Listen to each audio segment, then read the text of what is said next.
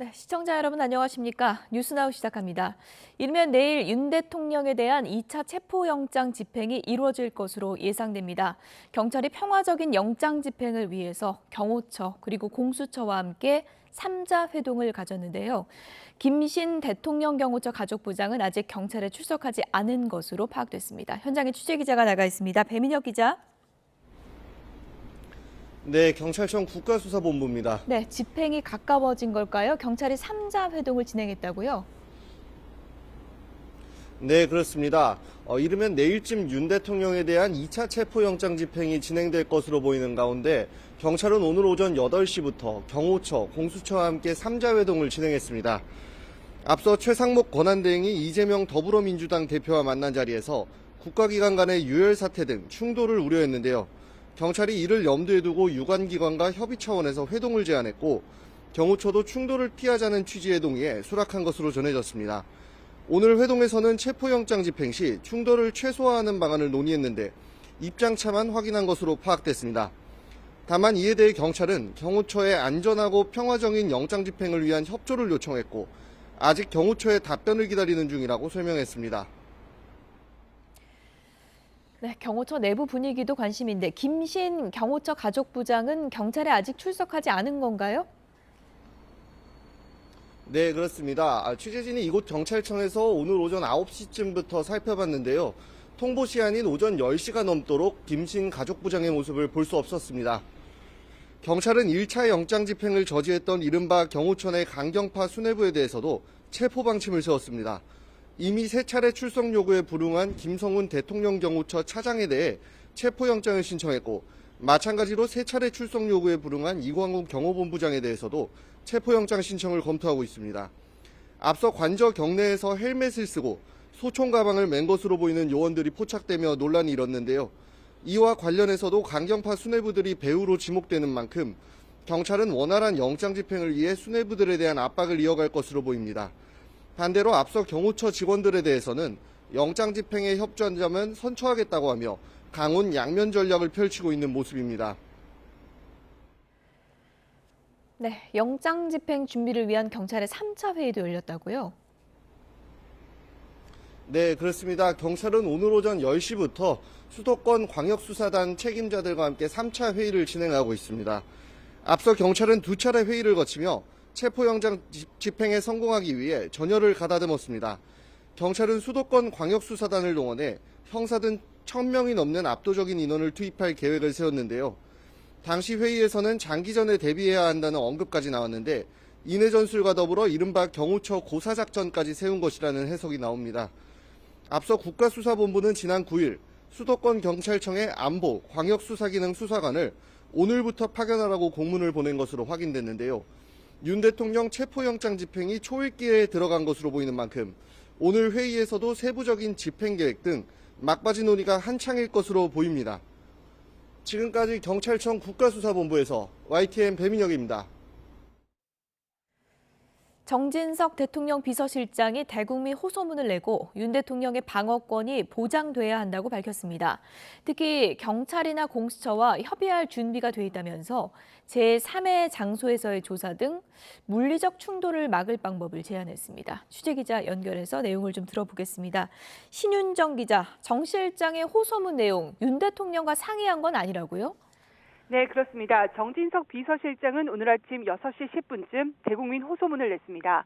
먼저 대통령의 국정 운영을 제대로 보필하지 못해 죄송스럽다면서도 국가기관이 정면 충돌해 나라가 분열되는 것만은 막아야겠다는 절박한 심정으로 국민께 직접 호소드리게 됐다고 밝혔습니다. 이어 경찰과 공수처의 체포영장 집행 디데이가 내일이라고 한다며 준비를 끝내고 윤 대통령에게 수갑을 채워 끌고 나가려고 하고 있다고 말했습니다. 특히 마약범죄 수사대원들까지 동원하려 한다며 직무가 중지됐다 해도 여전히 국가원수인 윤 대통령을 마치 남미의 마약 갱단 다루듯 몰아붙이고 있다고 비판했습니다. 그러면서 윤 대통령에게 특례를 달라고 요구하는 게 아니라 우리 국민 누구에게나 공평하게 보장돼야 하는 자기 방어권을 보장해달라는 거라고 말했습니다. 정파적 선동이나 수사기관의 포갑으로 자연인 윤석열의 입을 틀어막아서는 안 된다며 방어권을 충분히 발휘하고 자신의 입장을 설명할 수 있도록 보장해야 한다고 강조했습니다. 가장 우려스러운 건 경찰과 경호처 사이 충돌 가능성이라며 행정부 수반인 최상목 대통령 권한대행의 어제 지시인 질서 있는 법 집행을 따라야 한다고 지적했습니다. 이어 대통령실은 경찰, 공수처와 협의할 준비가 돼 있고 대통령에 대한 제3의 장소에서의 조사 또는 방문 조사 등을 모두 검토할 수 있다고 밝혔습니다. 정 실장은 YTN과의 통화에서 다만 이런 방안을 윤 대통령과 상의한 건 아니고 앞으로도 변호인들이 조율할 일이라며 상식선에서 한 이야기라고 설명했습니다. 절박한 심경에서 잠 못 이룬 새벽에 글을 올린 거란 겁니다. 대통령실 관계자 역시 정 실장이 변호인단과 상의한 건 아니고 물리적 충돌을 피할 수 있다면 다양한 방법을 고민해보자는 취지로 언급한 걸로 안다고 전했습니다. 지금까지 용산 대통령실에서 YTN 신인정입니다. 윤석열 대통령 측의 변호인단은 당분간 방문 조사 등을 조율할 계획은 없다면서 기존 입장에 변화가 없다고 밝혔습니다. 공수처도 정식 대응에 나서지 않고 2차 체포영장 집행을 준비하고 있습니다. 현장에 취재기자 나가 있습니다. 신지원 기자. 네, 고위공직자 범죄사처입니다. 네, 먼저 윤 대통령 측 변호인단 어떤 입장입니까? 네, 윤석열 대통령 측 윤갑근 변호사는 정진석 대통령의 비서실장 입장문과 관련해 상의된 바 없다고 밝혔습니다. 대통령 비서실장이 윤 대통령의 조사에 관한 대국민 호소문을 발표하면서 변호인단과는 미리 상의하지 않았다는 겁니다. 그러면서 현재로서는 공조본과 제3의 장소나 방문 조사 등을 조율할 계획이 없다고 밝혔습니다. 변호인단은 물리적 충돌을 막기 위해 여러 방안을 제안하는 차원으로 받아들인다면서 윤 대통령에 대해 사전 구속영장을 청구하든 곧바로 기소를 하든 체포영장 집행만은 안 된다는 기존 입장이 같다고 전했습니다. 네, 오늘 대통령 비서실장의 대국민 호소문이 발표가 됐는데 공수처 입장이 나왔습니까? 고위공직자 범죄사처는 일단 정식 대응에 나서지는 않을 전망입니다. 현재까지 대통령 측 변호인단이 공수처의 조사 방식에 관한 의견을 전한 바는 없는 것으로 확인되는데요. 앞서 윤 대통령이 공조사본부에 지난 3차례 출석 요구에 불응했던 만큼 공수처로서는 제3의 장소나 방문 조사를 고려하고 있는 상황은 아닙니다. 네, 그러니까 일단 공수처는 계획대로 2차 체포영장을 집행하겠다는 계획인 거죠? 네, 공수처는 현재로서는 특별히 달라진 것은 없다며 체포영장을 발부받은 이상 집행하는 것이 원칙이라는 입장입니다. 무엇보다 무력 충돌을 피하는 데 주력하고 있는데요. 이와 관련해 국방부와 대통령 경호처에 체포영장 집행을 막으면 민사형사상 책임을 묻고 협조하면 선처하겠다는 공문을 보내기도 했습니다. 공수처 관계자는 오늘 기자들을 만나서 윤 대통령에 대한 체포영장 집행은 절차대로 진행한다는 기존 입장을 재확인했습니다. 지금까지 공수처에서 전해드렸습니다. 이르면 내일 윤석열 대통령 관련한 체포 시도가 나올 거라는 전망이 나오는 가운데 관저 앞에서는 연일 탄핵 찬반 집회가 이어지고 있습니다. 양측이 충돌해서 경찰이 제지하는 일도 빚어지고 있는데요. 현장에 있는 취재기자 연결합니다. 임혜진 기자. 네, 서울 한남동 대통령 관저 앞입니다. 네, 그곳 집회 상황 어떤지 전해주시죠. 네, 추운 날씨에도 탄핵 찬성 측과 반대 측 모두 도로 위에서 밤샘 집회를 이어가고 있습니다. 참가자들은 두툼한 외투와 은박 담요를 두른 채 추위를 견디면서 자리를 지키고 있는데요. 공수처와 경찰이 이번 주 내로 체포영장 집행에 나설 거라는 관측이 나오면서 집회 분위기도 고조되고 있습니다. 한강증령 6교 쪽에 모인 윤 대통령 지지자들은 부정선거 척결과 탄핵 무효 등의 구호를 외치며 자유 발언을 이어가고 있습니다. 불과 수십 미터 떨어진 곳에서는 탄핵 찬성 측이 체포영장을 조속히 집행해야 한다며 목소리를 높이고 있습니다. 양측 집회 장소가 인접해 있다 보니 고성이 오가는 등 충돌 우려도 커지고 있습니다. 경찰은 만일의 사태에 대비해 양측 사이에 기동대 차량을 세워 이들을 분리하고 경계를 강화하고 있습니다. 체포영장 집행이 이르면 내일이라는 전망도 나왔습니다. 관저 경비 분위기는 어떻습니까? 관저 경비태세는 여전히 삼엄하게 유지되고 있습니다. 주변 통행은 가능하지만 관저 바로 앞 진입로에는 경찰 가림막이 있어 접근이 제한되고 있습니다. 입구에는 대형 버스로 겹겹이 차격이 이루고 있어 안쪽을 들여다볼 수 없게 돼 있습니다. 관저로 올라가는 길목에도 버스가 줄지어 있는데요. 체포영장 집행이 시작된다면 수사관들의 진입을 막기 위한 차벽에 동원될 것으로 보입니다. 경내 곳곳에는 철조망과 쇠사슬도 둘러졌습니다. 이르면 내일 윤 대통령에 대한 2차 체포영장이 집행될 거란 전망에 경호처가 관저 내부 경비를 더욱 강화하고 있을 것으로 보입니다. 지금까지 서울 한남동 대통령 관저 앞에서 YTN 임혜진입니다. 윤석열 대통령 탄핵 심판의 첫 변론 기일이 오늘 오후에 열립니다. 헌재는 어제 윤 대통령 측이 재판관 기피 신청과 기일 이의 신청서에 대한 회의를 진행했는데요. 현장에 취재 기자가 나가 있습니다. 권준수 기자. 네, 헌법재판소입니다. 오늘 오후 2시부터 첫 번째 변론 기일이 진행이 되죠? 그렇습니다. 윤 대통령 탄핵 사건의 첫 변론 기일이 헌법재판소 대심판정에서 진행됩니다. 지난달 사건이 접수된 지 한 달 만인데요. 윤 대통령은 출석하지 않을 예정인데 신변 안전이 우려된다는 이유에서입니다. 당사자가 불참할 경우엔 기일을 다시 정해야 해서 오늘 첫 변론 재판은 일찍 끝날 것으로 보입니다. 다음 2차 변론 기일은 이틀 뒤인 오는 16일에 잡혀 있는데요. 앞서 국회 측은 어제 오후 홍장원 국정원 처장과 조지호 경찰청장 그리고 곽종근 특수전 사령관 등 5명을 증인으로 신청했습니다. 또 비상계엄 증거 자료를 제출하는 등 변론 준비에 속도를 내는 모습입니다. 윤 대통령 측은 재판관 기피 신청서를 냈는데 헌재에서 논의를 진행했다고요? 네, 윤 대통령 측이 어제 오후 정계선 헌법재판관에 대한 기피 신청서를 냈는데 헌재가 오전 10시부터 재판관 회의를 열고 관련 내용을 논의했습니다. 윤 대통령 측은 정 재판관이 진보 성향의 법관 모임인 우리법 연구회에서 활동한 적이 있다는 이유 등을 들며 공정성이 우려된다고 주장하고 있습니다. 헌재는 잠시 뒤 오후 2시 첫 변론에서 회의 결과를 고지할 것으로 보입니다.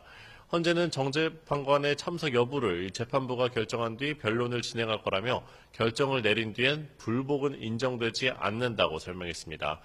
또 이제 헌법재판소는 재판관 기피 신청이 인용된 적은 한 차례도 없었다며 대부분 기각되거나 각하했다고 덧붙였습니다. 네, 윤 대통령 측은 변론 기일 지정에 대해서도 이의 신청서를 냈죠. 그렇습니다. 윤 대통령 측은 헌재가 변론 기일을 한 번에 5차까지 잡은 것도 부당하다며 이의 신청서를 내기도 했는데요. 헌법재판소는 재판관 회의에서 함께 논의하고 있다며 재판부 직권으로 결정할 사항이라고 설명했습니다. 오늘 변론에서 향후 기일 절차에 대한 논의가 이뤄질 가능성이 있는 건데요. 잠시 뒤 재판을 시작하기 전엔 국회 측이, 재판이 끝난 뒤엔 윤 대통령 측이 변론 기일 관련 입장을 각각 밝힐 예정입니다. 지금까지 헌법재판소에서 YTN 권준수입니다. 국민의힘 지도부가 오늘 외환 유치죄를 뺀 자체 비상계엄 관련 특검법을 발의할지 결정하는데 민주당은 양보할 수 없다는 입장이라 충돌이 예상됩니다. 국회 비상계엄 내란 혐의 진상규명 국정조사특위는 오늘 군과 국방부를 대상으로 첫 기관 보고를 받는데 이 내용과 증인 출석을 둘러싼 기싸움이 이어지고 있습니다. 국회 취재기자 연결해서 자세한 내용 알아보겠습니다. 강민경 기자. 네, 국회에 나와 있습니다.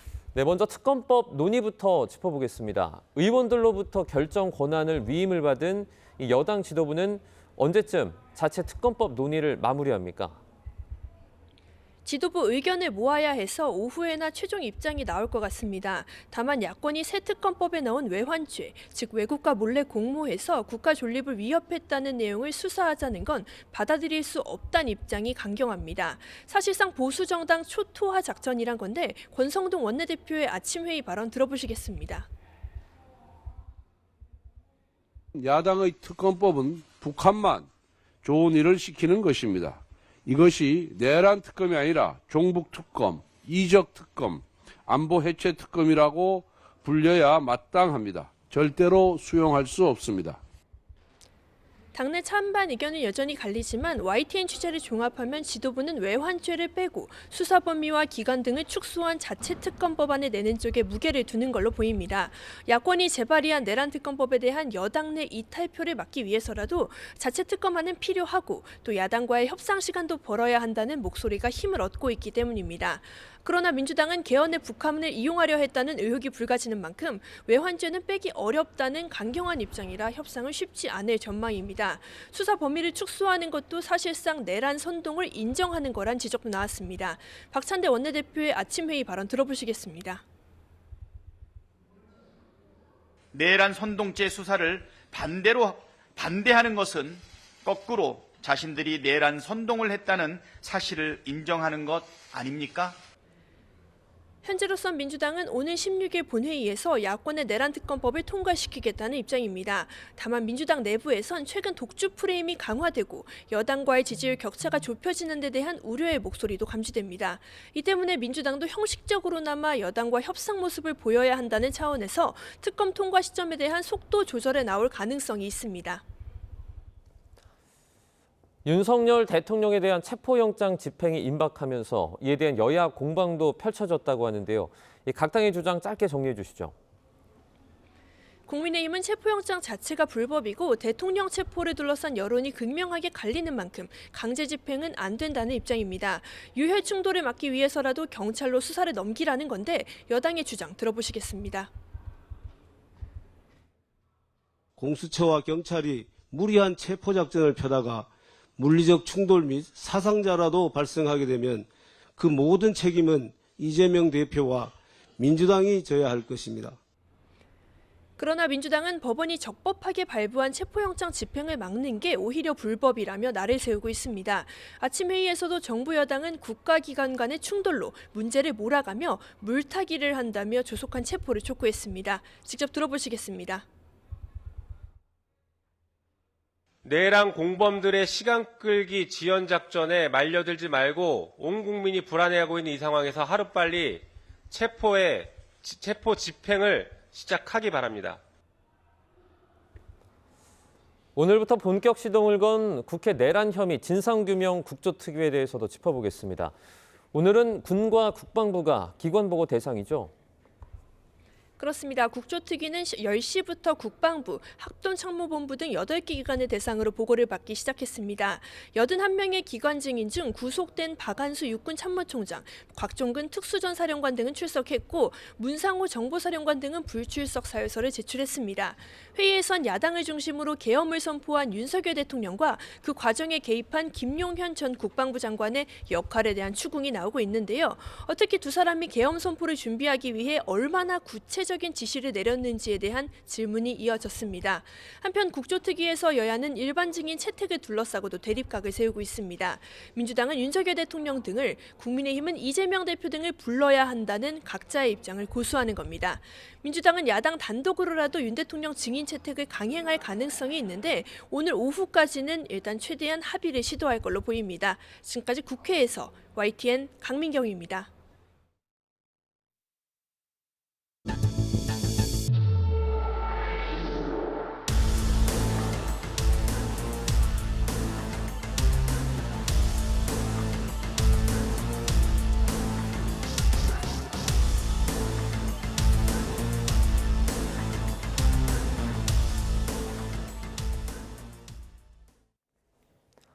경기 고양시 서울 문산고속도로에서 차량 40여 대가 추돌해 13명이 다쳤습니다. 자유로 파주 방향 구산 나들목 인근에서도 도로 결빙으로 차량 40여 대가 잇따라 사고가 났습니다. 현장에 취재기자 나가 있습니다. 유서영 기자. 네, 서울 문산고속도로 추돌 사고 현장에 나와 있습니다. 네, 지금 뒤로 보면 사고가 크게 난 것 같은데 자세한 내용 전해주시죠. 네, 보시는 것처럼 부서진 차들이 도로 한쪽에 세워져 있습니다. 도로공사 측은 사고 차량들을 하나둘씩 견인하고 있는데요. 한때 조치를 위해 도로가 통제됐다가 지금은 일부 통행이 가능해진 상황입니다. 사고가 난 건 오늘 새벽 5시 50분쯤입니다. 경기 고양시 성사동 서울 문산고속도로 고양남 분기점 요금소 인근에서 잇따라 추돌 사고가 났습니다. 현재까지 확인된 사고 차량은 모두 43대, 인명피해는 13명입니다.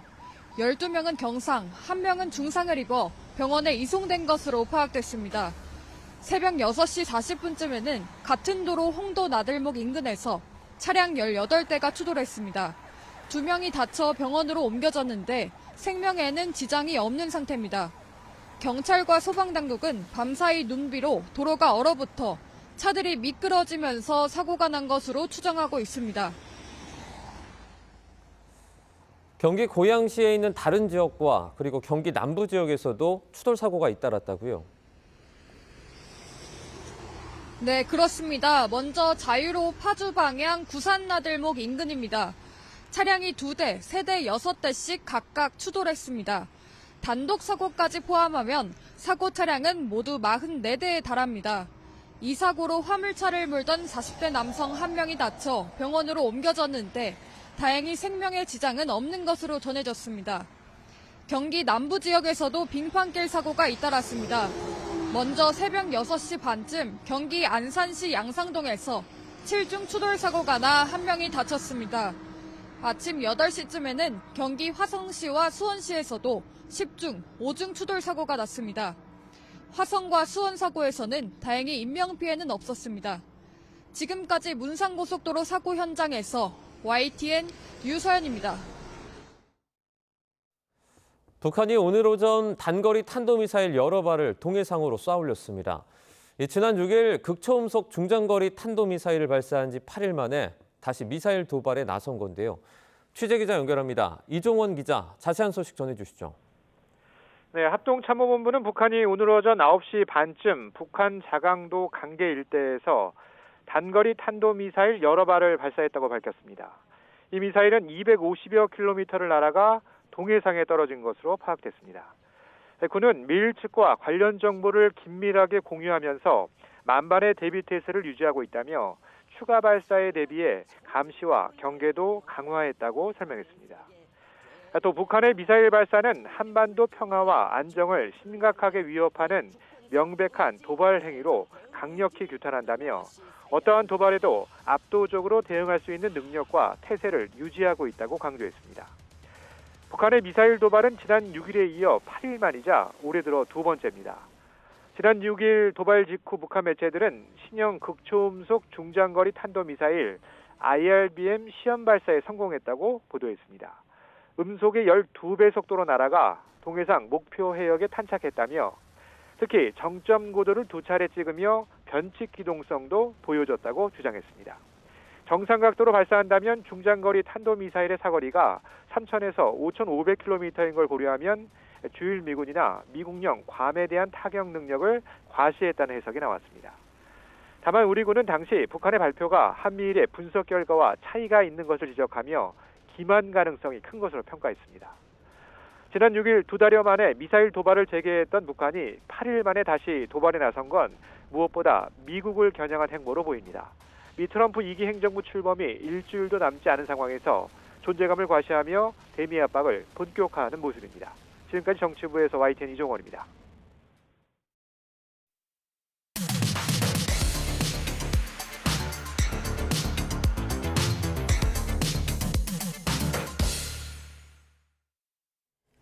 네, 각이 살아있는 정치평론 시사정각 시작하겠습니다. 오늘은 장혜찬, 김상일 두 분 시사평론가 모셨습니다. 어서 오세요. 안녕하세요. 네. 오늘 아침에 정진석 대통령 비서실장이 대국민 호소문을 발표했는데요. 그래픽으로 내용부터 좀 확인해 보도록 하겠습니다. 네, 지금 체포영장 집행 임박했다는 얘기가 나오는 상황에서 정진석 대통령 비서실장 호소문을 냈습니다. 국가기관이 정면 충돌해서 나라가 분열될 위기 상황이다. 무슨 일이 있어도 막아야겠다는 절박한 심정으로 호소드린다. 이런 내용을 담았고요. 윤석열 대통령의 처지는 고성낙일이다. 이렇게 표현을 했습니다. 네, 공수처와 경찰의 목적은 수사인가 아니면 대통령 망신 주기인가 이렇게 적으면서요. 대통령실은 협의할 준비가 되어 있다라고 했고요. 제3의 장소에서의 조사를 포함해서 모든 방안을 검토할 수 있다. 이런 입장을 밝혔습니다. 체포영장이 이제 내일쯤 집행이 될 것이다 이런 얘기가 나오는 상황에서 오늘 대국민 호소문을 냈는데 어떤 메시지를 전하고 싶었던 걸까요? 일단 첫 번째로는 불구속 수사 원칙을 요구하는 것으로 보여집니다. 지금 현재도 뭐 윤석열 대통령에 대한 지지나 국민의힘에 대한 정당 지지가 탄핵 가결 이후에 오히려 계속해서 상승하는 국면이고 이 과정에서 무리한 국가기관 간의 충돌이 있으면 좀 돌이킬 수 없는 사회적 비극을 낳을 수 있기 때문에 불구속 수사 원칙이 담보되면 제3의 장소나 대통령실 등에서의 조사에는 협조하겠다라는 새로운 안을 정진석 실장이 제시한 것 같은데요. 사실 헌법재판소의 탄핵 심판이 현재 진행 중이지 않습니까? 오늘 오후 2시부터 변론이 지정되어서 시작이 되고요. 예. 윤석열 대통령 측에서는 적어도 이 공수처나 국수본의 조사가 탄핵 심판에 영향을 끼치면 안 된다. 사실 윤 대통령이 헌재 직접 출석하겠다는 입장도 밝혔는데 뭐 출석을 언제 하게 될지는 모르겠습니다만 체포영장 집행 기간 도중에는 헌재 출석이 또 긴급 체포의 빌미가 될 수 있기 때문에 그런 방어권을 행사하기도 좀 어려운 측면이 있거든요. 그러니까 적어도 탄핵 심판이 마무리될 때까지는 불구속 수사 원칙을 좀 밝혀달라라는 호소의 내용으로 보여지고요. 오늘 경찰과 뭐 공수처, 경호처의 협의가 큰 소득 없이 끝난 것 같습니다. 이대로 강대강 충돌이 있게 된다면 당연히 무기나 화기 사용은 없겠지만 양 국가 기관이 서로 물리적으로 뭐 드자비를 하는 것 자체가 대한민국 역사에 씻을 수 없는 아픔이기 때문에 어떻게든 제3의 길, 뭔가 대통령 측은 수사나 조사에 협조하고 공수처에서는 불구속 원칙을 밝히는 그 제3의 타협안을 찾기 위한 정진석 실장 나름대로의 좀 보관이자 마지막 호소가 아니었나 싶습니다. 네. 물론 윤석열 대통령 측에서는 우리랑 상의한 게 아니다라고 입장을 밝히고 있지만 지금 정진석 비서실장이 얘기한 제3의 장소에서의 조사 같은 거요. 지금이라도 공수처와 어떻게 보면은 좀 협의를 할 수 있는 그런 카드가 될 수 있을까요? 아니 근데 그러려면 예. 대통령께서 책임 있는 모습을 보이셔야 돼요. 그동안의 비협조적인 모습에 대해서도 일정 부분 해명과 사과가 있으셔야 되고요. 그리고 앞으로 어떻게 하겠다라는, 어떻게 수사에 협조하겠다는 어떤 의지도 밝히셔야 되고, 그리고 조율은 어떤 식으로 할 것인지, 그리고 본인이 아무리 대통령이시지만 대통령을 법 앞에 특별 대우하라는 건 없는 겁니다. 근데 국민들이 보고 있는 한에서 최대한 겸손한 모습으로 수사를 받는 방식이 어떤 것인지에 대한 보관이 있으면 말씀을 하셔야지, 무작정 지금 하고 있는 것이 잘못됐다라고 얘기를 하면 이전까지 있었던 어떤 히스토리를 전부 다 거두절미하고 얘기하는 셈이잖아요. 그동안 수사에 협조를 하지 않아서 이렇게 쌓여온 어떤 위기가 있는데 지금의 현 상황만 놓고 문제가 있다라고 얘기하는 거는 너무 책임 회피이자 무책임한 태도라고 생각하고, 그러니까 정진석 비서실장도 저는 똑같은 비판을 받아야 마땅하다고 봅니다. 그리고 또 하나 더 보태서 얘기를 하자면 대통령의 개인 비서가 아니잖아요. 예. 그리고 대통령실이 지금 할 일이 없는 게 아니잖아요. 그러면 최상목 권한대행과 함께 지금 최대한의 국정 혼란을 막고 국정을 정상화할 수 있는 방법은 무엇인지, 국민과 국가와 역사를 위해서 하루빨리 해결해야 될 것은 무엇인지 이런 걸 고민하시는 게 맞다고 생각합니다. 네. 고성낙일이라는 표현을 썼습니다. 지금 뭐 윤석열 대통령 상황은 뭐 관저 안에 있기 때문에 아무도 좀 모르는 상황인데 고성낙일이라는 표현을 썼다는 거는 뭐 어떤 상황을 얘기하는 걸까요? 그러니까 사실상 윤석열 대통령이 지금 고립되어 있고, 그리고 이 저무는 듯 권력을 행사하는 기득권이 아니라 오히려 이 수사기관으로부터 강도 높은 압박을 받고 있는 약자의 입장이다라는 표현을 사자성어로 드러낸 것 같고요. 또 이게 무슨 남미의 깽단 소탕하듯이 경찰 병력 1000명 투입한다는 게 말이 되느냐라는 그런 반문도 있었습니다. 물론 이 영장 집행에 있어서 뭐 신분이나 지위 고하를 따질 수는 없지만 우리가 이제껏 정치권에서 영장이 집행되려 할 때 뭐 민주당 정치인들이 구속영장을 당원들 모아서 당사에 들어가서 막아내서 불구속으로 전환하거나 압수수색 전환해서 임의 제출로 바꾸거나 하는 사례들이 정치권에서는 있어 왔거든요. 그게 결국에는 그 정치인 때문이 아니라 그를 지지하는 지지자들이 있기 때문에 국론 분열을 막기 위해서 수사기관이나 사법부도 공권력 행사를 절제해온 것입니다. 그러한 관행을 정진석 실장이 다시금 요청한 것이라고 보면 될 것 같고요. 얼마 전에는 실제로 문재인 전 대통령 사위 뇌물 관련해서 김종숙 여사 소환 조사 요청이 있었는데 거부했죠. 그러니 전주지검이 양산에 방문하겠다고 했습니다. 그것도 거부한 바 있어요. 김종숙 여사 측에서. 하지만 그렇다고 해서 전직 대통령 배우자에게 바로 체포영장을 청구하거나 하지는 않았잖아요. 그러면 전직 대통령 배우자에게도 검찰이 방문조사 카드까지 냈었는데 현직 대통령에게 방문조사나 제3의 조사 정도로도 충분히 필요한 1차 수사는 할 수 있는 것 아니냐. 이게 무작정 수사나 조사를 거부하는 것과는 상당히 다른 타협안이라고 보여지거든요. 그럼 저는 정치권에서는 어쨌든 강대강 충돌보다는 타협할 수 있는 제3의 길을 찾기 위해 머리를 맞대야 한다고 보기 때문에 정진석 실장도 이제 5선의 중진 정치인 출신 아니겠습니까?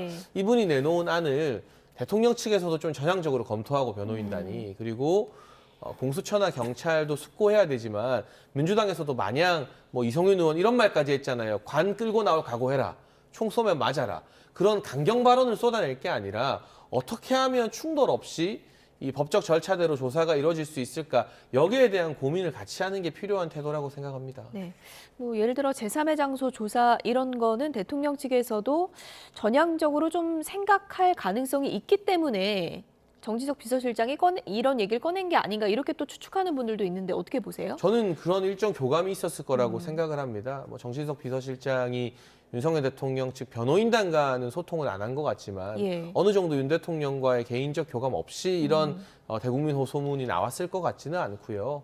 중요한 건 이 물리적 충돌을 앞둔 상황에서 대통령 측도 당연히 부담이고요. 그리고 경찰이나 공수처도 똑같은 부담을 느껴야 되는 게 마땅하지 않겠습니까? 그렇다면 한쪽 보고 100% 일방적으로 포기하라는 건 양 진영이 대립할 때 거의 불가능한 일이거든요. 그리고 이 여론이 참 중요한데요. 박근혜 전 대통령 때처럼 그 당시 탄핵 국면의 대통령 지지율이 4%, 5%가 돼버리면 한쪽이 밀어붙여도 이 반대 진영에서 항변하는 논리가 힘을 얻기가 힘들어요. 근데 지금은 ARS 40% 후반, 전화면접조사 30% 후반의 지지율이 어쨌든 대통령에게 결집되고 있기 때문에 이 30, 40%의 국민 지지를 깡그리 무시하고 물리적으로 공권력을 행사하겠다? 이게 좀 현실적으로 불가능하거든요. 그러면 대통령도 100% 양보할 게 아니고 공수처도 100% 양보할 게 아니면 서로 5대5 양보해서 불구속 원칙은 지키되 조사에는 협조하는 방안을 찾는 게 제 이런 의견이 그렇게 무리하거나 무조건 대통령 편만 드는 의견은 아닐 거라고 생각을 합니다. 네, 정진석 비서실장 담화를 두고 오늘 아침 민주당에서는 이런 반응이 나왔습니다. 들어보시죠. 마약 깽단같이 행위한 게 누굽니까? 정당한 법 집행을 거부하면서 그 소위 산성을 쌓고 이거 성렬 산성이라고 그러더라고요. 산성을 쌓고 그 물리력을 동원해서 농성을 하고 있다. 이게 마치 마약 깽단 같은 행위를 하고 있다. 그렇기 때문에 이 공권력이 윤석열 대통령을 마약 깽단처럼 다루는 게 아니라 스스로가 마약 깽단같이 행위하고 있다. 대통령이 직무가 정지되면 대통령 비서실은 그 직무 정지된 대통령의 생활상인 것, 예를 들면 뭐 식사 챙겨주고 잠자리 챙겨주고 하는 이런 생활을 챙기는 거 말고는 그 어떤 보조를 할 수가 없습니다. 그렇기 때문에 이 입장은 대통령 변호인이 얘기했으면 이해가 되지만 대통령 비서실장이라는 이름으로 할 수가 없는 것이다. 윤석열 대통령 측과 뭔가 조율이 된 입장이라고. 만약에 조율을 했다고 한다면 이건 더 문제인 거죠. 할 수가 없는 행위를 하고 있는 거죠. 네, 들으신 것처럼 민주당에서는 강한 비판이 나왔습니다. 윤 대통령 스스로가 마약 깽단같이 행동을 하고 있는 거 아니냐 이렇게 반문하는 건데요. 그러니까 이제 정진석 비서실장의 이야기도 조승래 의원의 이야기도 너무 감정적이에요. 저렇게 하면은 일반 시민들한테는 감정을 폭발시키는 기폭제가 되는 겁니다. 그러면 상대적으로 잃을 게 없는 사람들은 바로 행동으로 전환될 가능성이 위험성이 훨씬 크잖아요. 네. 그러면 그걸 바라는 것도 아닐 텐데 왜들 저러시는지 저는 잘 모르겠고 권한과 책임이 있는 사람들일수록 그거에 맞는 언어의 절제가 좀 있었으면 좋겠다 이런 말씀을 먼저 드리고요. 그렇지만 저는 입장과 관련해서는 조승래 의원이 이야기한 입장이 저는 일정 부분 타당하다고 보는 게 아까도 말씀드렸지만 지금 모든 사람들은 법 앞에 똑같이 평등해야 됩니다. 좀 전에 우리 장해찬 최고께서 뭐 문재인 전 대통령 부인 얘기를 하셨는데 그쪽도 역시 계속 그렇게 하면은 강제 수사의 명분만 쌓아주는 거고 국민적 비난을 면할 수는 없는 거예요. 그러면은 한쪽이 그런다고 해가지고 또 한 정치적 진영도 그래도 된다라는 것을 말하는 건 아니죠. 오히려 양쪽 다 국민과 역사의 본보기를 보여서 국민이 따라할 수 있는 그런 것들을 길을 먼저 가주는 게 선도하는 것이 저는 맞다고 생각합니다. 근데 지금 보면은 지금 정진석 비서실장이 하는 이야기, 장희찬 최고께서 하시는 얘기가 일견 처음부터 그런 얘기가 있었으면은 합리적인 얘기라고 저도 얘기를 했을 거예요. 근데 문제는 뭐냐면 지금 그렇지 않은 히스토리가 쌓여왔기 때문에 네. 강제 수사의 명분이 쌓여왔고 법 집행을 막는다라는 어떤 비난이 쌓여왔기 때문에 그 공수처의 부담을, 정치적 부담을 먼저 좀 선행적으로 어느 정도 낮춰주는 작업이 없으면 저 말을 그대로 따라하기는 좀 어려울 거다 이런 생각이 좀 듭니다. 예. 네. 일단 당장 지금 뭐 언론의 예상대로라면 내일 2차 집행이 이제 현실화될 가능성이 높은 상황인데 지금 경호처 내부 분위기가 상당히 중요할 것 같거든요. 지금 알려진 것만 보면 김성훈 경호처장 직무대행이 이제 이끄는 경호처가 수비를 하게 될 텐데 1차 때보다 더 강경해질 것이다. 아니다. 지금 내부가 흔들리고 있어서 동요가 있을 것이다. 뭐 엇갈린 전망이 있는 것 같아요. 근데 이제 현재 언론 보도를 통해서 저희도 추측을 할 수밖에 예. 없는데 일정 부분 다른 의견을 가진 경호처 간부들도 있었던 것 같아요. 그 대표적인 분이 경호 3부장인 것 같은데요. 지금 경호 3부장이 이제 대기 발령 상태가 됐는데 이게 단순히 다른 의견이 있어서가 아니라 국수본 고위 관계자 2명을 서울 시내 모 호텔에서 만나서 관저 경호와 관련된 기밀 사항을 유출한 정황이 확인이 되어서 징계성 대기 발령이 나와 있거든요. 이런 사안 이게 어떻게 보면 소위 말해 빌미를 경호 3부장이 주고 잡힌 거잖아요. 그러면 평시에는 이 경호 3부장의 의견, 우리가 이거 강경하게 막아야 되는 거냐, 영장 집행에 협조해야 되는 거 아니냐 생각했던 사람들도 그 우두머리 격인 경호 3부장이 기밀 유출이라는 누가 봐도 명백한 어떤 잘못으로 탁 잡혀버리면 이제 이 소위 말하는 강경파에게 뭐라고 항변하기가 힘든 분위기가 됩니다. 그래서 저는 경호처 내부의 어떤 내부 결속이 흐트러지거나 이탈되는 분위기는 그렇게 크지 않을 것 같고요. 다만 지금 언론을 통해서 경찰이 뭐 1000명을 투입한다, 소방청에도 협조 요청을 했다 등등의 이야기가 나오는데 실제로 저 한남동 근처를 가보면요. 이 양측에 특히 탄핵 반대하는 분들이 밤새서 정말 어마어마하게 많이 모여 있는 상황이라 이 시민들이 막상 이 공수처나 국수본에서 왔을 때 어떻게 행동하실지 그리고 관저의 어떤 경호와 이 대비 태세가 1차 때보다 더욱더 삼엄해졌는데 이걸 예. 어떤 장비로 어떻게 돌파할지 뭐 정말로 1000명의 현장 전투 병력이 동원되어서 400명, 500명 이상의 경호처 가용 병력과 물리적 충돌을 할 수 있는 것인지 등등 너무 많은 변수가 있어서 지금으로는 뭐 예상대로 이게 잘 진행될 거다 안 될 거다 이렇게 추측을 하는 것도 좀 섣부르고 조심스러운 상황인 것 같습니다. 예. 지금 뭐 관저에서 어떤 일이 벌어지고 어느 정도 수비 태세를 갖추고 있는지는 정확히 확인은 되지 않고 있는 그런 네. 상황인데 한 언론 보도를 보면 윤 대통령이 이제 산책하는 모습도 이제 포착이 되곤 했거든요. 네. 뭐 대통령 측에서는 뭐 이것이 좀 유출이 될 수 있다 이런 네. 생각으로 그런 산책을 한 걸 거야 아니면은 어떻게 보십니까? 정치적 메시지가 저는 담겨 있다고 봅니다. 예. 좀 지지자들한테 뭐 당당하게 계속 맞서겠다는 메시지를 전달하기 위해서 그런 거 아닌가 싶은 생각이 들고요. 그렇지 지금 저 않다면, 모습이거든요. 네네. 관저를 산책하고 있는 윤석열 네. 대통령 모습이요. 그렇지 않다면 조금 더 보이지 않도록 하는 게 경호 장비나 뭐 이런 게 다 있잖아요. 카메라가 어디서 찍고 있는지 이런 것들이 파악이 안 됐을까요? 저는 일정 정도 뭐 경호처의 능력이라면 다 파악도 돼 있을 거라고 보는데 그것을 좀 이용한 측면이 있지 않은가 이런 생각이 들고 그리고 좀 전에 우리가 경호 3부장 이야기가 나와서 그 예. 말씀을 좀 드리고 싶은데 경호 3부장이 대통령실 또는 대통령 관저의 보안을 팔아먹기 위해서 그런 건가요? 아니면 적과 함께 뭐 거기를 침탈하기 위해서 그런 건가요? 그거 아니죠. 영장 집행이 적법하다고 생각을 하기 때문에 그거에 대해서 고민 끝에 나름의 행동을 한 거 아니겠습니까? 물론 거기에 위법성이 있는 부분은 또 책임을 지려고 했을 겁니다. 그리고 책임을 져야 할 겁니다. 그렇지만 거기에는 또 지금의 상황에 준하는 위법성 조각 사유가 있는지도 같이 따져봐야 되는 부분이 저는 있다고 보고요. 결국에는 지금 경호 3부장의 행위가 목적이 무엇이었느냐 이 부분도 저는 같이 따져서 이야기하는 게 형평에 맞는 비판이다 이런 말씀을 좀 드리고 싶고 예.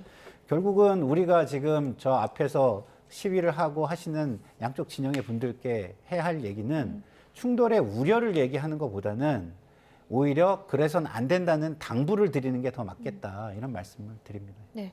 조금 전에 산책 모습도 보셨습니다만 윤석열 대통령이 지지자들에게 관저 앞 지지자들에게 직접적인 또 메시지를 보내기도 했었고요. 그리고 SNS에서는 또 LA 산불 관련해서 메시지도 내고 저렇게 산책하는 모습도 좀 공개한 것은 아니지만 어쨌든 포착이 된 거잖아요. 어떻게 보면 본인이 이제 건재하다는 것을 계속해서 보여주려는 메시지가 아니냐 이런 분석도 많거든요. 어떤 의도라고 보세요? 일단 먼저 예. 저 산책 사진에 대해서는 해당 언론사의 이제 법적인 대응이 들어간다고 예. 합니다. 관저가 보안 시설이라서요. 예. 그리고 제가 짧게 말씀드리고 싶은 건 지금 탄핵으로 직무가 정지 중이지만 이 대통령 관저나 이런 거는 법상 보안 시설이거든요. 그렇죠. 여기에 대한 어떤 지킬 것은 지키는 선은 아무리 이 대통령 거취에 대한 관심이 높더라도 지켜져야 된다. 그거는 예. 윤석열 대통령을 위한 것이 아니라 대한민국 시스템을 위한 것이니까요. 그 당부를 꼭 드리고 싶고 다만 이제 윤석열 대통령의 모습이 드러나고 또 시간이 좀 지나긴 했습니다만 한남동에서 집회하시는 분들에게 친서가 전달되고 하는 것은 역시나 정치적 동력인 거죠. 지금 이 여당 내부에서 오히려 윤석열 대통령 편에서는 국회의원들 숫자가 늘어나고 과거 친한계였던 분들 중에 상당수도 탄핵 반대 그리고 특검 반대 강경한 입장이 선회되는 것은 윤 대통령 개인에 대한 의리 때문이라기보다는 정치적으로 보수가 대통령 중심으로 결집하고 있다는 게 여론조사로 확인되기 때문이 아니겠습니까? 물론 헌법재판소의 탄핵 심판은 국민 여론과 무관하게 헌법만 보고 판단해야 되는 것이지만 대통령도 정치인이기 때문에 정치적 동력이 살아있느냐 없느냐가 향후 그리고 어쩌면 탄핵 심판 이후의 전국에서도 굉장히 중요한 영향을 끼칠 수 있거든요. 그래서 윤석열 대통령 입장에서는 탄핵 심판에 잘 대응하는 것 그리고 공수처 수사에 대응하는 것만큼이나 중요한 세 번째 현안이 이 정치적 구심점 역할을 계속해서 보수 진영의 동력을 계속 살리는 것일 것이에요. 예. 그래서 어떻게 될지는 모르겠습니다만 이 지지층이나 보수 진영을 향한 대통령 측의 메시지가 이 체포영장 국면이 조금 진정되면 그 이후에 또다시 나올 수도 있겠다. 그리고 보수 진영 내부에서 윤석열 대통령의 이 탄핵 심판 국면에 어떻게 대응하는지가 차기 주자들의 선호도나 호감도에도 지금 큰 영향을 미치고 있기 때문에 살아있는 정치적 변수다. 비록 직무는 정지됐지만 예. 정치적으로는 여전히 살아서 움직이는 상태다라는 걸 보여주는 그런 장면들인 것 같습니다. 네. 내일 집행이 만약 이루어진다면 관저를 지켰던 국민의힘 의원들 또 관저 앞에 나타날지 이 부분도 상당히 관심사인데요. 어제 국회를 찾은 이호영 경찰청 차장, 국회의원이든 민간 수비대든 모두 현행범으로 처벌할 수 있다. 이렇게 얘기를 했습니다. 들어보시죠. 이 스스로 백골단을 자처하는 단체가 영장 집행을 방해하면 현행범입니까 아닙니까? 현행범이 맞습니다. 국민의힘 의원들이 체포 저지를 천명하고 가서 관저 앞에 서 있었어요. 실제 체포 저지를 하진 않았지만 만약에 영장 집행을 할 때 이분들이 다시 가서 체포 저지 행동을 한다면 이 역시 현행범이죠? 체포 저지를 적극적으로 한다면 현행범이 될 수 있습니다. 네. 뭘 말조심합니까? 법에 있는 그대로입니다. 체포영장 불법입니까? 저는 적법하다고 생각하고 있고요. 그러면 불법, 대통령이라고 적법인 해도 네. 이 체포영장을 거부할 수 있습니까? 거부할 수 없습니다. 영장 집행에 응하냐 응하지 않느냐 직무유기라서 나는 안 응해야 되겠다라고 하는 사람들에게 경찰이 제대로 된 답변을 해주시는 게 맞지 않을까요? 형법에는 여러 가지 감경이나 감면 사유도 많이 나와 있습니다. 그에 따라서 국수본에서 적정하게 판단할 거라고 생각합니다. 예. 한편 지난 13일 이호영 경찰청장 직무대리는 영장 집행을 방해하면 국민과 국회의원까지 현행범으로 체포할 수 있다고 으름장을 놓았습니다. 즉 불법 수사를 공권력으로 밀어붙이겠다는 것입니다. 법치를 어긴 사법기관은 권력의 하수인입니다. 법치를 어긴 공권력은 군벌입니다. 지금 대한민국의 사법기관과 공권력이 이 지경으로 전락했습니다. 유혈 충돌을 비롯한 혼란을 바로잡기 위해서는 적법 절차의 원칙으로 돌아가야 합니다. 네, 국회의원이든 뭐 백골단이든 체포만 가서면 다 체포할 수 있다. 이런 네. 강경한 입장입니다. 이렇게 되면은 뭐 지금 뭐 시나리오긴 하지만 관저에 들어가기도 전에 큰 소란이 일어날 수도 있다. 이런 생각이 드는데요. 그러니까 국민들도 그렇고 국회의원들도 그렇고 자신들의 입장보다는 국민에게 얘기해야 되는 건 법치와 제도의 준수입니다. 예. 근데 저런 식으로 법치를 따르지 말라고 선동하는 것 자체가 저는 자격이 없는 행위라고 저는 봐요. 보십시오. 자, 불법 수사라고 얘기해요. 그리고 공권력이 뭐라고 얘기합니까? 마치 사병이나 이런 것처럼 얘기하잖아요. 자, 이거 누가 결정을 하죠? 근대 국가에서 그걸 결정할 수 있는 데가 어디 있습니까? 법원뿐이 없어요. 불법이냐 아니냐의 최종 판정을 권성동 원내대표가 하실 수 있는 게 아닙니다. 본인이 철인이 아니에요. 철인 정치를 하고 계시는 게 아니에요. 예. 무조건 내가 다 옳다 하는 거 아니에요. 그리고 왕권이나 군벌 정치를 하시는 게 아닙니다. 에? 내가 왕이다, 영주다, 이거 아니거든요. 그러면 모두가 따라야 되는 거는 딱 하나 아닙니까? 법원의 최종 결정을 따라야 사회 혼란을, 갈등을 해소할 수 있는 거고, 그게 깨지면 무한한 힘의 경쟁으로 간다는 건 우리가 역사를 통해서 아는 거 아니겠습니까? 법원이 잘못하는 게 있다면 본인이 속한 국회에서 제도를 고치시면 되는 겁니다. 저렇게 본인이 판사도 아니고 철인도 아니고 왕도 아닌데 틀렸다, 불법이다 얘기하는 건 옳지 못하다, 이런 말씀을 드립니다. 네.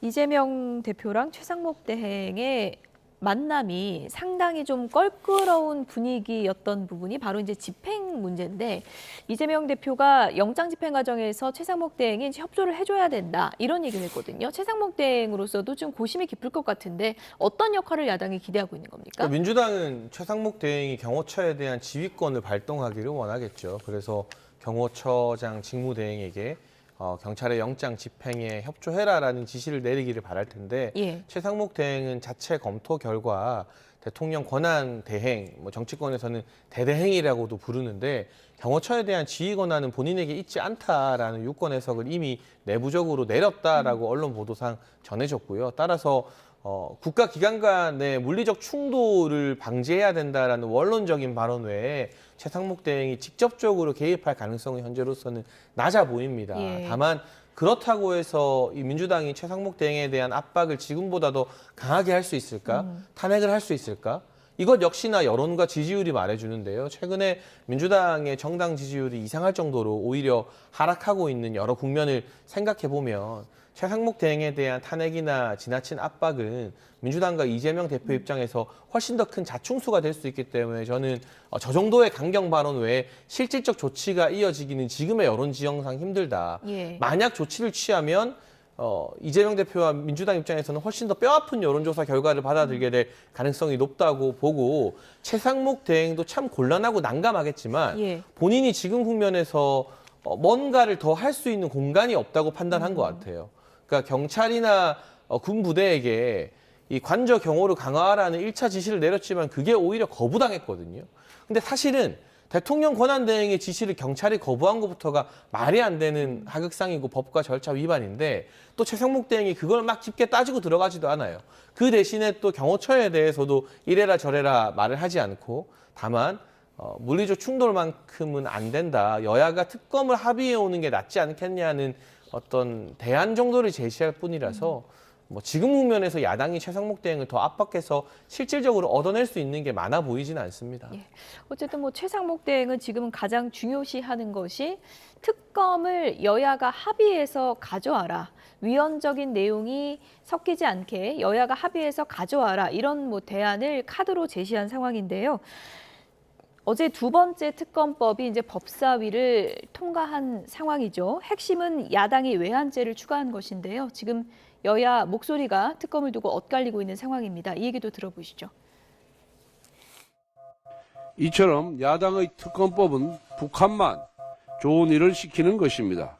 이것이 내란 특검이 아니라 종북 특검, 이적 특검, 안보 해체 특검이라고 불려야 마땅합니다. 절대로 수용할 수 없습니다. 대한민국 역대 정부 중 외환의 위협을 가장 고조시킨 당사자가 누구입니까? 바로 문재인 정부입니다. 북한의 가짜 평화에 속아 핵무기 고도화 시간만 벌어주고 말았습니다. 그 결과 우리 국민은 북핵을 머리에 이고 살아가고 있습니다. 만약 특검으로 외환죄를 수사해야 한다면 그 대상은 문재인 정부와 민주당이 되어야 합니다. 민주당은 국정 혼란을 틈타 대한민국의 외교 안보 정체성을 와해시키려는 모든 시도를 중단해야 합니다. 국민의힘이 자체 내란 특검 법안을 낼지 말지 결정을 못했다고 합니다. 어제 오후 의원총회에서 특검을 반대하는 목소리를 넘어 비상계엄이 왜 잘못됐느냐고 항변하는 목소리도 다수 나왔다고 합니다. 온 국민이 보는 앞에서 사람을 칼로 찔러놓고 6초만 찔렀으니 범죄가 아니다.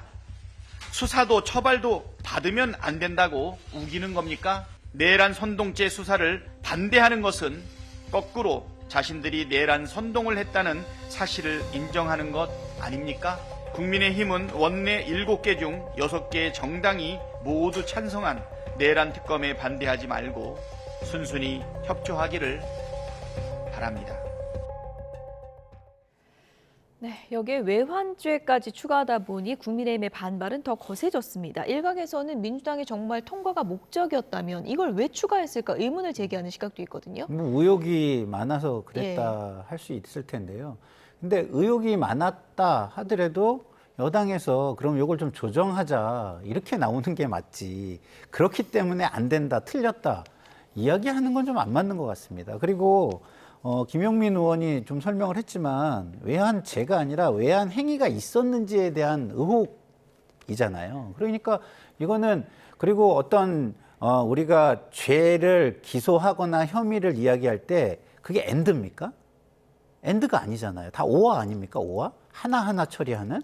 그래서 그게 문제가 없다면 법원에서 문제가 없다라고 이야기하고 수사 과정에서도 무혐의 처리를 할 텐데 그거를 충분히 정당성을 설명하면 저는 되는 거라고 봅니다. 그리고 협의 과정에서 이런 정도의 얘기는 뭐 얘기하면은 충분히 민주당에서 받아들일 수 있고 받아들일 수밖에 없는 얘기 아니겠습니까? 근데 그런 얘기는 하지 않고 무조건 비난만 하려고 드는 것은 애시당초부터 특검을 하지 않으려고 하는 거 아닌가. 그리고 지금 비상계엄과 지금 내란과 관련된 혐의에 대한 문제 해결을 하루빨리 하려고 하지 않는 어떤 책임 회피 아닌가. 저는 이런 생각이 듭니다. 국민의힘이 반대만 하는 거 아니냐. 근데 뭐 자체한 얘기도 있었잖아요. 그거 나올 가능성이 있는 거예요. 뭐 어제 의총에서 논의가 됐고 지도부에 일임을 했다고 하는데요. 현재 언론 보도 분위기를 보면 오늘 오후에 국민의힘 지도부에서 자체 특검, 계엄 관련된 특검을 발의하는 안을 발표할 가능성이 현재로서는 높아 보입니다. 민주당 특검에 비하면 수사 범위나 수사 기간 등이 축소가 된 것인데요. 저는 민주당 특검에서 이 외환 행위에 대해 대북 확성기나 북한에 보내는 유기물까지 포함시키는 것은 이건 너무 김정은만 좋아할 처사인 것 같다라는 생각이 들고요. 그리고 지금 민주당의 카톡 검열도 상당히 논란이 되고 있는데 이번 민주당발 특검에도 이 내란 선전 선동에 너무 많은 일반인들과 방송인들, 정치와 무관한, 이 계엄과 무관한 분들까지 정치적 의사표현을 하는 것까지도 전부 다 수사할 수 있는 독소 조항을 담아 놓았기 때문에 이런 부분에서는 저는 민주당의 절제가 필요하다고 봐요.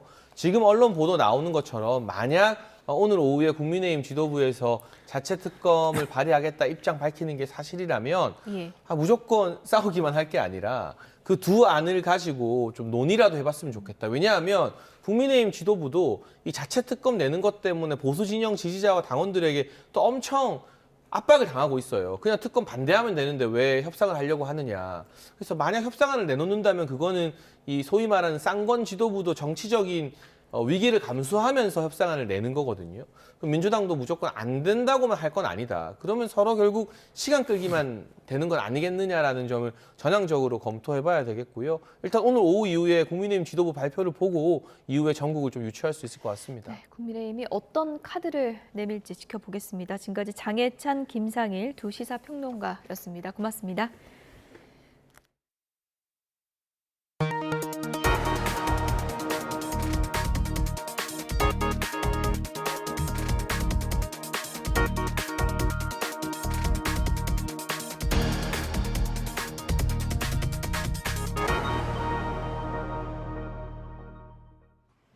미국 LA 산불이 일주일째 이어지고 있는데 시속 113km 강풍까지 예고되면서 다시 확산의 고비를 맞게 됐습니다. 미국 전역과 멕시코와 캐나다 소방 인력이 투입돼 만반의 준비를 하고 있지만 추가 피해가 우려됩니다. 워싱턴에서 홍상희 특파원입니다. 지난주 산불이 시작된 LA 팰리세이즈 지역입니다. 상공에서 끝을 찾기 힘들 정도로 온통 잿빛으로 초토화된 산맥엔 아무것도 남지 않았습니다. 일주일 동안 불과 싸웠던 소방대원들은 숨 돌릴 틈도 없이 다시 전열을 가다듬고 있습니다. 미 기상청이 LA와 벤투라 카운티의 화재 적색 경보와 함께 현지 시간으로 15일 낮까지 시속 113km에 달하는 강풍을 예보하면서 다시 위기가 닥쳤습니다. 바람 소리도 점차 강해지면서 불씨를 발로 밟으며 저지선을 지키기 위해 안간힘을 쓰고 있습니다. The anticipated winds combined with low humidities and low fuel moistures will keep the fire threat in all of Los Angeles County critical. 미국 전역뿐 아니라 멕시코와 캐나다의 소방대원과 산불 진화 항공기가 배치됐고 1,800명 이상의 캘리포니아주 방위군도 투입됐습니다. Over 1,800 California National Guardsmen have been activated to assist with the firefighting efforts, including hand crews, rotary wing aircraft, and military police that are working in support of local law enforcement. 시속 160km에 달했던 지난주만큼의 강도는 아니지만 센타에나 바람이 밤에 강해지는 만큼 현지 시간 14일 오전과 밤이 LA 산불 확산의 최대 고비가 될 것으로 보입니다. 지난 7일부터 시작된 팰리세이즈와 이튼 산불로 지금까지 여의도의 34배가 넘는 면적과 12,000여 채 건물이 불에 탔지만 아직 진압률은 저조한 상태입니다. 북부에서 발생한 허스트 산불과 나머지 2건의 산불은 거의 진화됐지만 강풍 예고로 다시 8만 9천여 명이 대피 준비 경고를 받은 가운데 이미 최악인 LA 산불 사태에 추가 피해가 우려됩니다. 워싱턴에서 YTN 홍상입니다. LA 산불 피해 복구 지원 문제를 놓고 미국 정치권에서 정쟁의 조짐이 일고 있습니다. 친트럼프 성향인 마이크 존슨 연방 하원 의장은 LA 산불 관련 지원 예산 편성에 대해서 캘리포니아주와 현지 당국이 직무에 태만해 지원에 전제 조건들이 있어야 할 것이라고 말했습니다. 다만 개인적인 견해라면서 공감대가 어떻게 형성되는지 지켜볼 것이라고 부연했습니다. 이에 대해 민주당 소속인 제러드 모스코위치 연방 하원 의원은 민주당이 하원을 장악하면 민주당 의원들은 공화당 강세 지역인 플로리다와 텍사스 지원에 조건을 걸 것이라고 비판했습니다. 유엔 안전보장이사회에서 러시아가 우크라이나 포로들을 처형하고 성고문을 자행하고 있다는 내용이 공개됐습니다.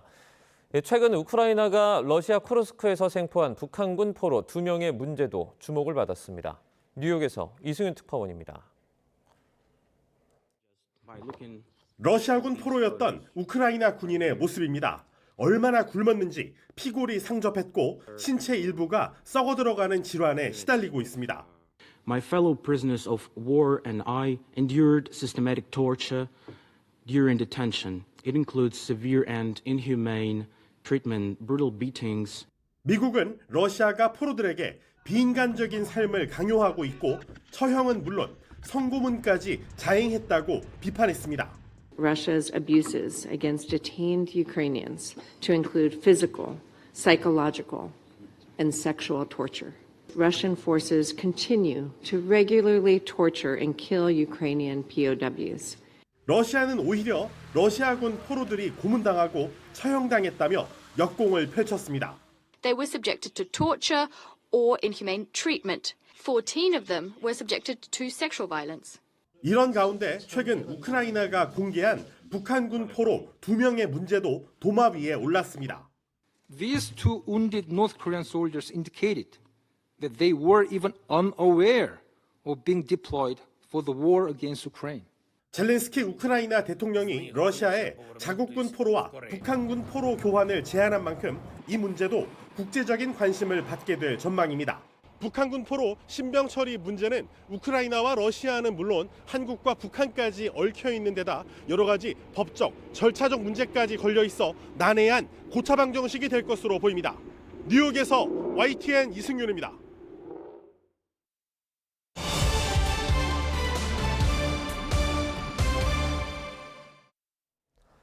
정진석 대통령 비서실장이 대국민 호소문을 통해 윤 대통령의 방어권 보장을 요구했습니다. 공수처, 경찰, 경호처는 윤 대통령에 대한 2차 체포영장 집행을 앞두고 3자 회동을 했는데요. 관련 내용에 대해서 손정혜 변호사와 함께 얘기 나눠보겠습니다. 어서 오세요. 안녕하세요. 네, 윤 대통령이 이제 제3의 장소 또는 방문조사 일정을 검토할 수 있다라는 내용이 정진석 비서실장의 호소문에 들어 있습니다.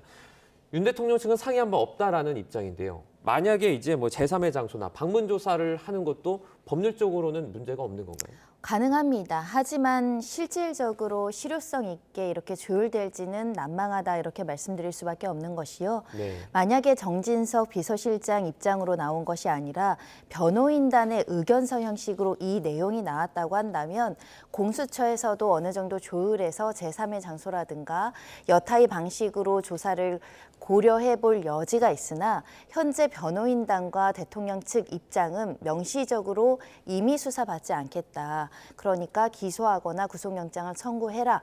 그 경찰이나 공수처 수사에 응하지 않겠다라는 취지로 해석되고 있기 때문에 실질적으로 이 내용은 정진석 비서실장 개인의 어떤 호소에 가까운 의견이다 이렇게 봐야 될 것 같고요. 네. 이 호소문이 발표된 이후에 또 즉각적으로 대통령 측에서 반박이 이루어졌기 때문에 이 내용과 관련한 실질적인 협의는 진행되기가 어려운 상황으로 해석됩니다.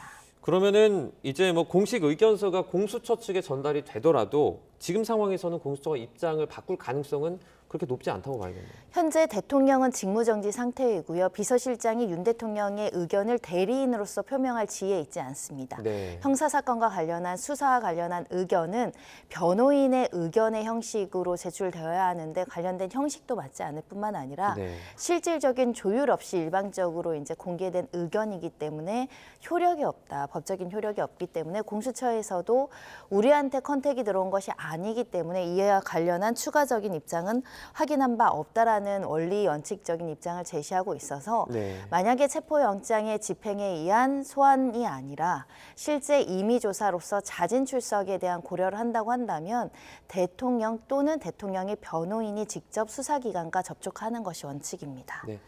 오늘 오전에 공수처, 경찰, 경호처가 3자 회동을 열었다고 하는데요. 서로의 입장차만 지금 확인한 것 같습니다. 특별한 내용은 전해지지 않는 것 같아요. 어느 정도 예상되는 상황임에도 불구하고 경찰이 중재적으로 공수처와 그 경호처 사이의 중재를 위한 노력을 했던 것은 네. 그럼에도 불구하고 발생할 수 있는 변수와 어떻게 보면 좀 불미스러운 일을 막고자 하는 최후의 여러 가지 이제 합의 과정, 협의 과정을 거친다라는 절차적 정당성을 갖추기 위한 행위가 아닐까 생각합니다. 요식 행위는 아니라고 하더라도 적어도 공수처, 경찰은 경호처에 우리가 충돌 가능성을 없애기 위해서 업무 조율을 하자라는 시도를 했다는 점에서는 의미가 있지만 현재까지 경호처에서는 이렇게 체포영장 집행에 수순이 응할 의사가 없다는 것만 확인했던 것으로 보이기 때문에 네. 실익은 크지 않았다라고 해석할 수 있습니다. 네.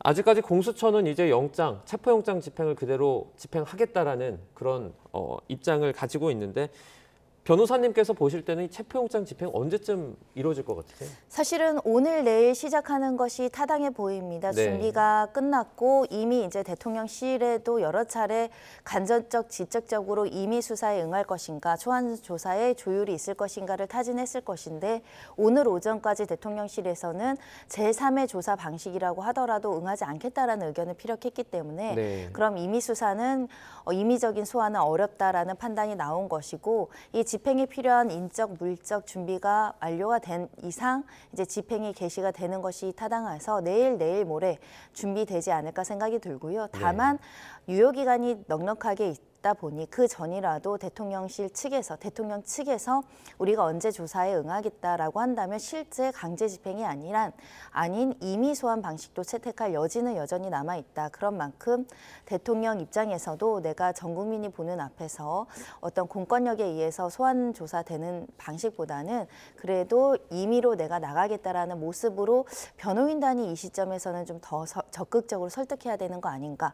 왜냐하면 이미 비서실장이 스스로 이렇게 체포영장 집행보다 다른 방식으로 우회해야 된다는 의견이 나오고 있는 상황이기 때문에 네. 좀 적극적으로 고려해야 된다라고 말씀드리고 싶습니다. 공수처의 계획이 유출됐다는 보도가 계속해서 나오고 있습니다. 그러면 이 상황에서 체포영장 집행 일정이나 아니면은 계획 자체를 좀 수정할 가능성은 어떻게 보십니까? 뭐 없다라고 보입니다. 이미 여러 가지 구체적인 정황들이 언론을 통해서 또는 여러 가지 이제 동선에 따라서 공개가 될 수밖에 없는 상황이고요. 네. 이렇게 이제 준비를 하고 있다라는 것을 알림으로 인해서 경호처의 어떤 무력 충돌 저지를 의지를 약화시키는 효과도 있고 또 대통령의 임의적인 어떤 소환 조사에 응하는 것들을 이제 유도하기 위한 전략도 있었기 때문에 공개됐다고 해서 이것이 뭐 변화될 가능성은 없지만 문제는 이렇게 여러 가지 준비를 하는 것을 경호처에서도 알고 이것에 더 강경하게 준비를 했을 가능성이 좀 염려가 되는 것이지요. 네. 그런 만큼 경호처 주요 지휘부에 대해서 지금 경찰은 공무집행 방해죄나 민사소송으로 법률적인 책임이 굉장히 무겁게 지어질 수 있다라는 경고를 하고 있는 상황이고 그 경고에도 불구하고 실제로 충돌할지는 좀 지켜봐야 되겠지만 그런 불미스러운 일이 없도록 오늘 경호처에서 그리고 경찰과 그리고 경호처 서로 논의했던 것은 아닐까 합니다. 네. 공수처와 경찰은 뭐 2박 3일 정도의 장기전도 고려를 하고 있다라고 말을 했습니다. 체포영장 집행을 하는데 이렇게 길게 하는 경우가 흔하진 않죠. 뭐 우리나라 역사상 최초가 아닐까라는 생각을 하고 있습니다. 네. 물론 지금 시기도 그렇고 인력도 마찬가지입니다. 한 명의 체포영장을 집행하는데 수백 명 또는 1,000명 가까이 동원한 전례가 없었죠. 네. 앞으로도 없을 겁니다. 아울러서 이렇게 한 명에 대한 집행으로 2박 3일, 3박 4일을 준비하기 위해서 여러 가지 용품이라든가 혹서기에 대비하는 물품, 뭐 기저귀 여러 가지 물건들을 챙길 정도로 이렇게 준비를 하는 수사력이 투입된 전례도 없습니다. 그런 만큼 굉장히 엄중한 상황이라고 해석할 수밖에 없을 것 같고요. 이 모든 일은 이 수사를 위해서 준비하는 행위로 보이는데 그러니까 내란죄를 수사하기 위해서 이렇게까지 체포에 많은 인력과 우리의 국가의 재산이 들어가는 게 타당한가라는 질문을 하지 않을 수밖에 없고요. 네. 그러다 보니 대통령 측의 어떤 전향적인 입장의 변화 좀 필요하지 않을까 합니다.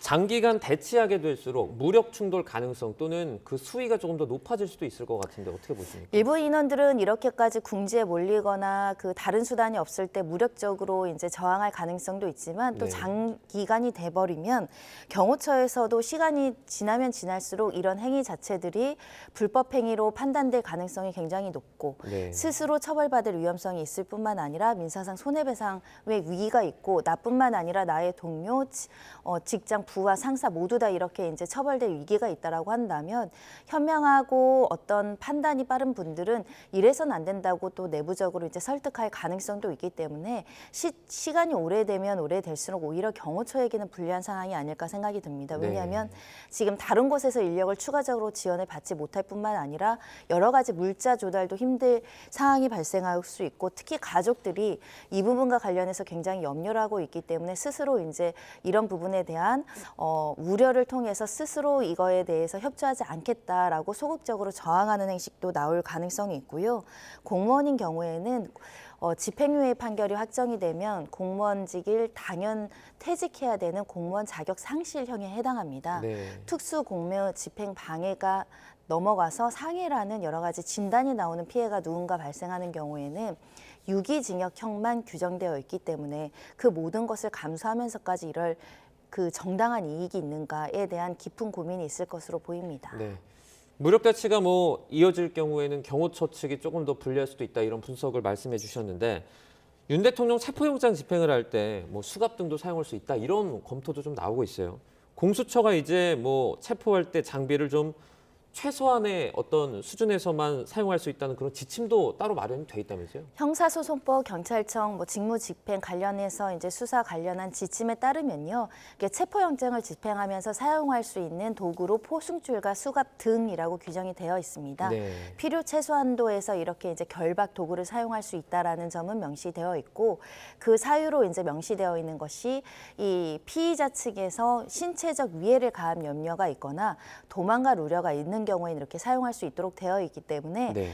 신체 위해를 가할 염려가 없다던가 대통령이 도망갈 염려가 없다라고 한다면 대통령의 예우를 이제 존중하기 위한 차원에서 포승줄과 수갑을 차지 않는 것이 원칙적인 모습이 아닐까라는 생각이 들지만 이에 넘어가서 여러 가지 이제 신체적인 위해가 발생한다거나 제대로 된 집행이 어렵고 강력한 수단으로 저항하는 경우에는 불가피해서 사용할 여지도 있지만 그런 일이 없도록 바라는 마음입니다. 네.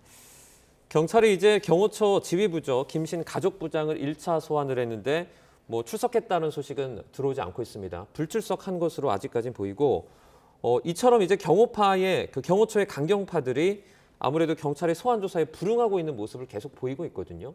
지금 뭐 이 부분은 나중에 있을 수사에 좀 어떤 영향을 미칠까요?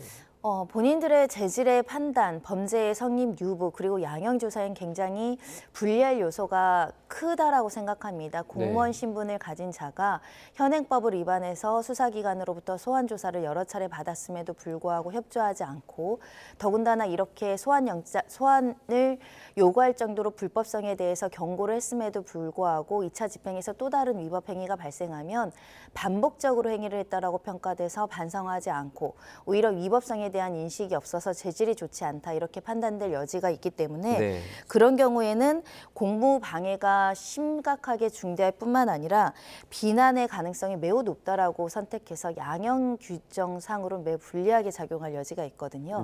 그래서 사실 경호처장도 3차 소환 조사 통보가 왔을 때 임의로 소환 조사에 응해서 수사를 받았고 수차례에 걸쳐서 이제 조사를 성실히 받는 모습을 보인 것이 이 특수공무집행 방해, 직권남용이라는 건 공무원에게 굉장히 큰 죄가 성립할 여지가 있는 겁니다. 그런 위기의식을 가져야 되는 상황이 아닐까라는 생각을 해봅니다. 이제 경찰 같은 경우에는 계속해서 이 체포영장 집행을 막을 경우에는 현행범으로 체포할 수도 있다라고 말을 했습니다. 경호처 직원들이 만약에 현행범으로 체포가 되면 그 처벌 수위는 어느 정도로 보일까요? 네, 특수공무집행 방해죄 같은 경우에는 현재 공무집행 방해가 5년 이하인데 2분의 1까지 가중되게 되어 있으니까 7년 6개월 이하의 징역형 또는 뭐 금고형에 처해지도록 되어 있고요. 그 과정에서 몸싸움이 일어나서 뭐 2, 3주 이상의 진단만 나온다고 하더라도 치상의 혐의로서 3년 이상의 유기징역형에 처해질 수 있기 때문에 공무원 신분인자가 가장 중요한 거는 집행유예 이상의 형을 받느냐 안 받느냐입니다. 그게 공무원직을 유지하느냐 마느냐의 굉장히 중요한 요소이기 때문에 따라서 이렇게 여러 차례의 불법 행위를 반복하는 경우에는 집행유예 이상이 나올 수 있다. 그렇다고 한다면 공무원직을 유지하는 데 굉장히 치명적인 문제가 있을 뿐만 아니라 지금 이런 불법 행위를 방지하거나 이걸 막는 데 굉장히 많은 재산적인 어떤 투입이 들어간 상황이거든요. 이걸 민사상으로 구상권을 청구한다고 하더라도 꽤 큰 금액입니다. 물론 우리가 상관의 명령에 따라서 부득이하게 어쩔 수 없이 이렇게 행했다고 변소할 수 있으나 우리 법에서는 위법한 명령은 거부해야 된다. 이렇게 이제 명시적으로 판례들이 주장하고 있어서 책임 조각 사유나 위법성 조각 사유가 해당되지 않을 가능성이 있습니다. 그런 만큼 누군가의 중대한 오판으로 이런 명령을 했다고 하더라도 거부하는 것이 합리적이다.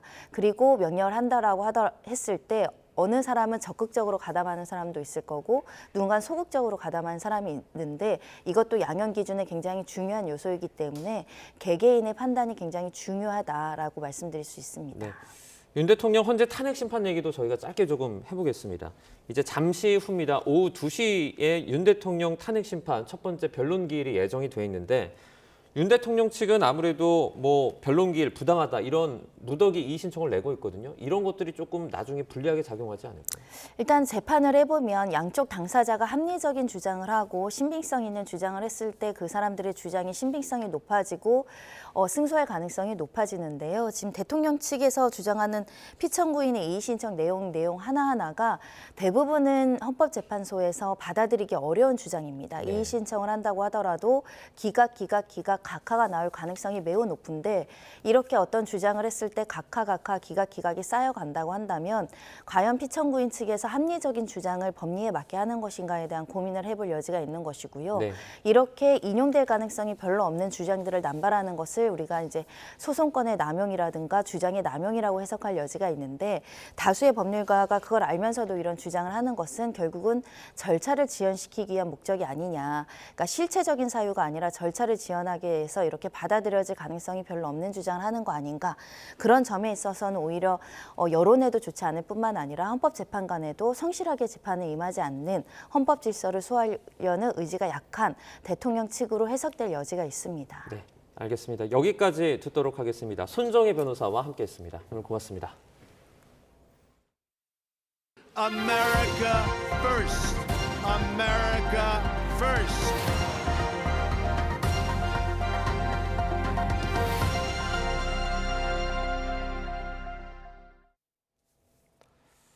도널드 트럼프 미국 대통령 2기 출범이 꼭 일주일 앞으로 다가왔습니다. 정치인이나 관료 출신을 많이 기용했던 트럼프 1기 때와는 달리 머스크 등 테크계 거물급들이 정부 요직에 대거 기용됐는데요.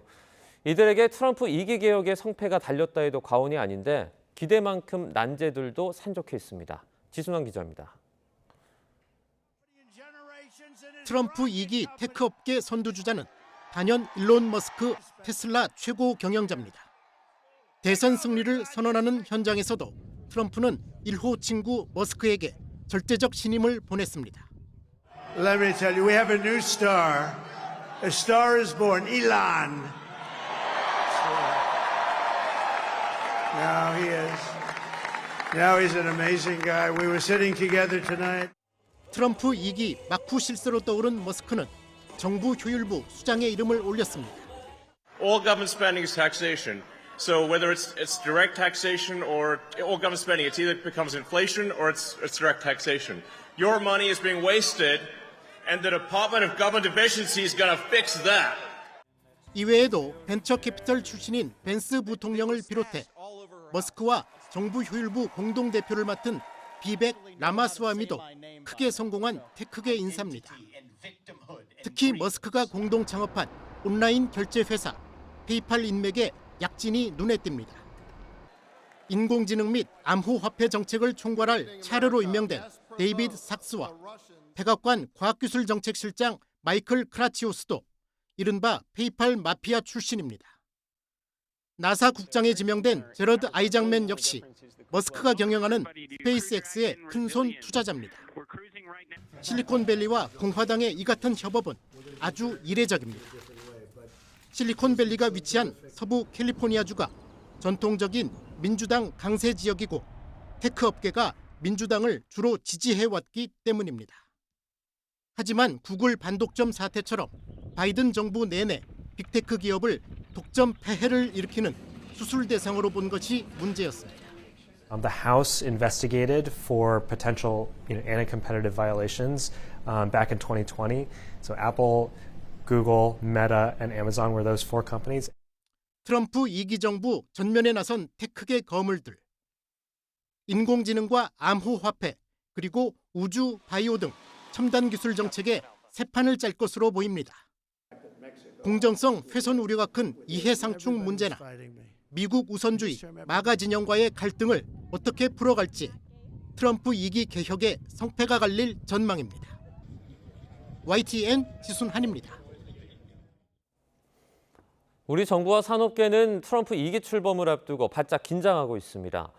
1기 때보다 더한 보호무역주의가 기정사실화하고 있는 만큼 우리 기업에도 직격탄이 될 전망입니다. 황혜경 기자입니다.